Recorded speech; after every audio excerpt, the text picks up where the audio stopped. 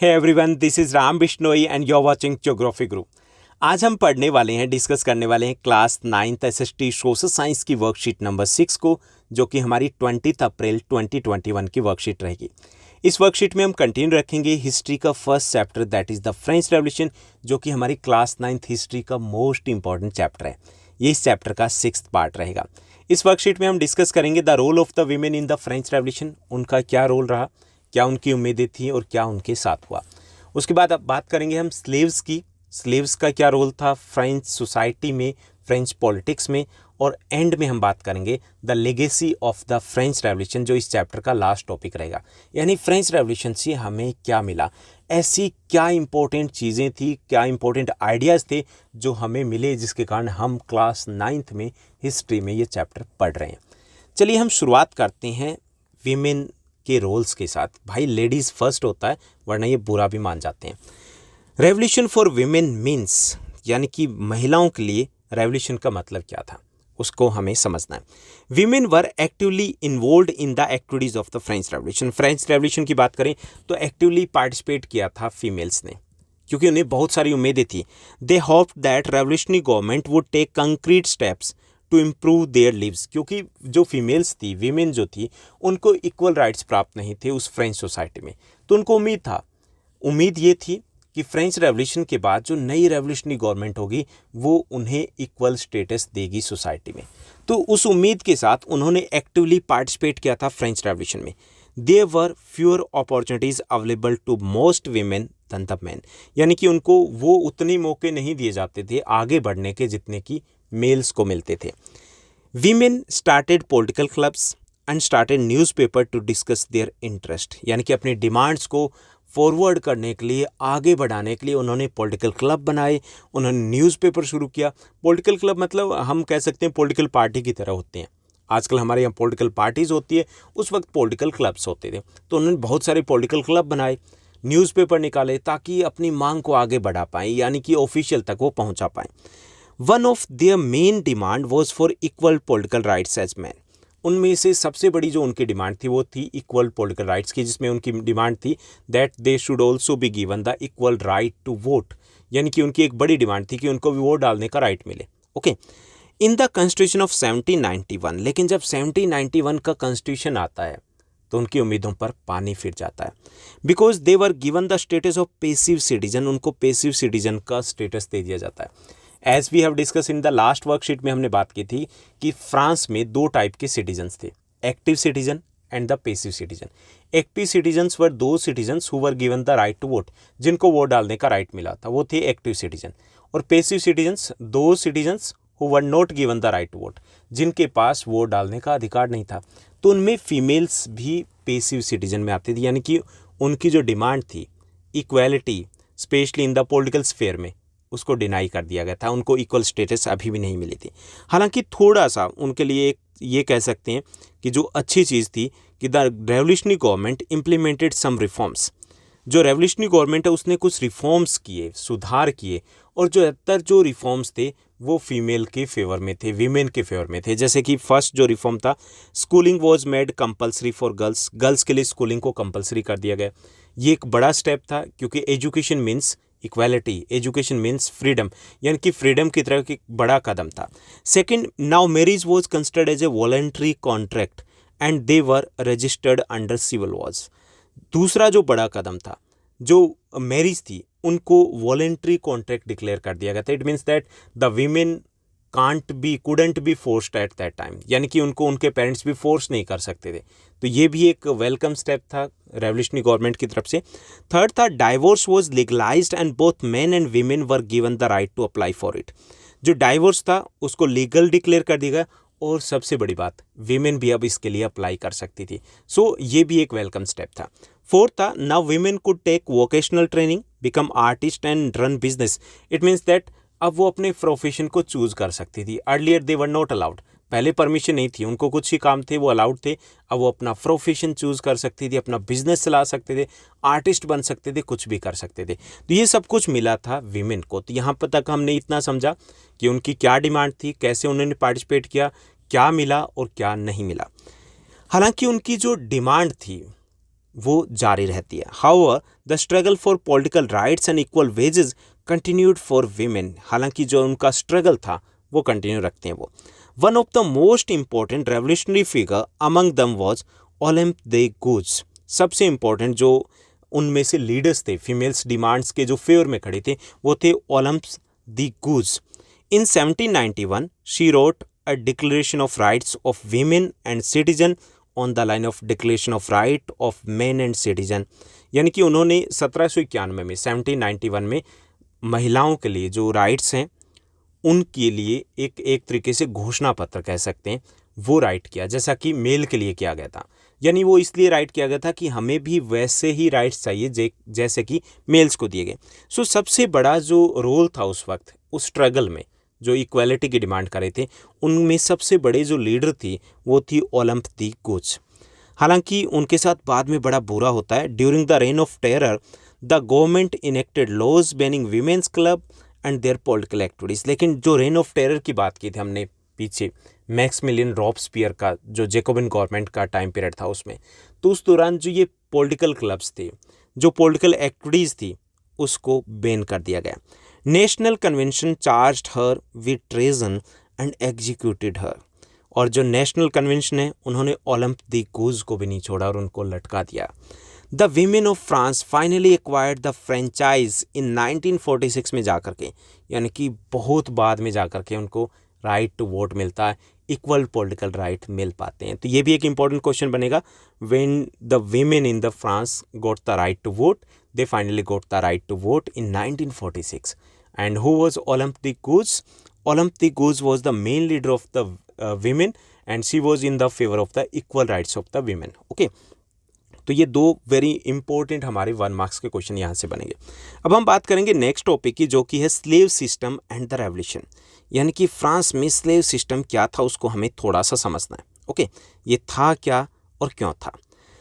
The abolition of slavery in the colonies was one of the revolutionary social reform of the Jacobian regime. पहले तो हमें ये समझना है कि स्लेव क्या होता है। स्लेव मतलब भाई दास, गुलाम होते हैं, यानी कि जैसे हमारे पास पेट एनिमल होते हैं वैसे उस वक्त इंसानों को गुलाम बना के रखा जाता था, उनको बेचा जाता था, खरीदा जाता था, ये सब कुछ होता था उस वक्त।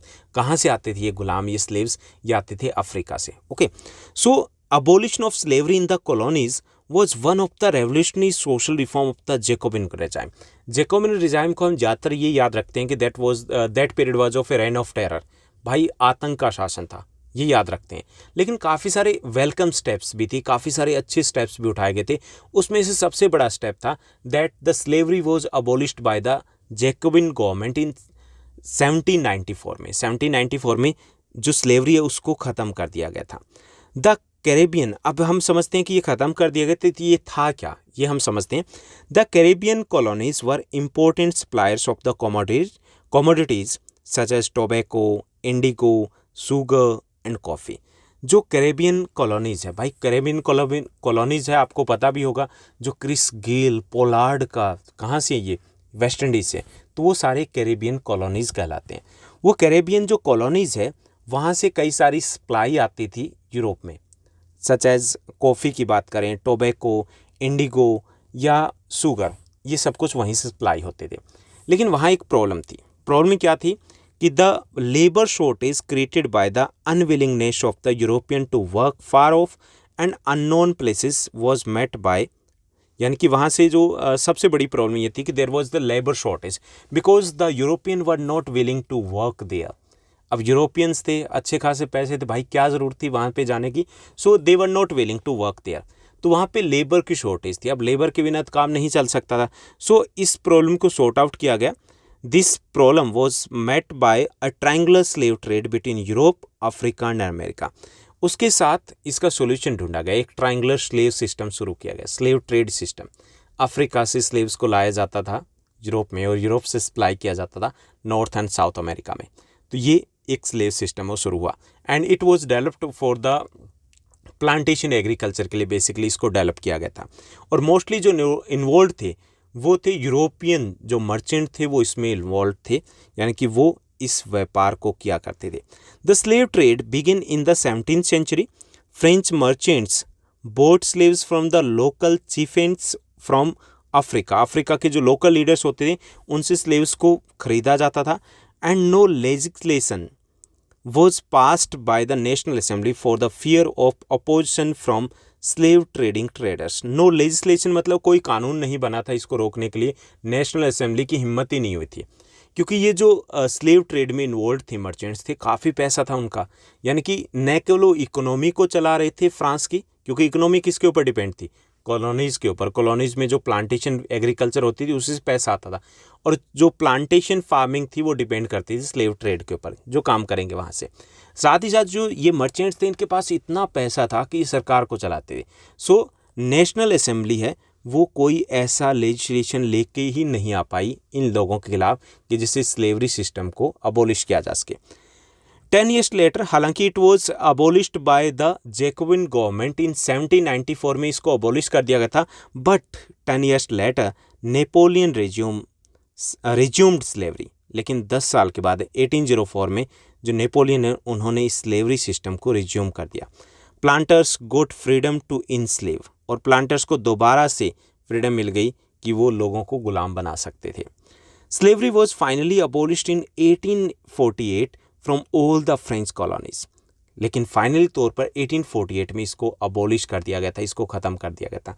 तो यहाँ पर हमें समझना है कि स्लेवरी है क्या, यानी कि कहाँ से क्यों होती थी। Okay, so it was a triangular trade between Africa, Europe and America के बीच में एक ट्रायंगुलर ट्रेड होता था। And there was a shortage of the labour in the colonies की बात करें, स्पेशली जो कैरेबियन कॉलोनीज़ थी वहाँ पे लेबर की शॉर्टेज थी। So for that purpose the slave trade was increase, slave trade को इंक्रीज किया गया था। ओके, तो ये हमें बताना कि ये क्या था, उसको अबोलिश किया गया था, कब किया गया था। It was abolished first time in 1794, then it was resumed by Napoleon 1804 में, 1804 में इसको दोबारा शुरू कर दिया गया, and finally it was abolished in 1848 में, इसको फाइनली टाटा बाय बाय बोल दिया गया था। ओके, छोटी सी चीज़ें समझनी है, समझ में आ गया होगा। Okay, good.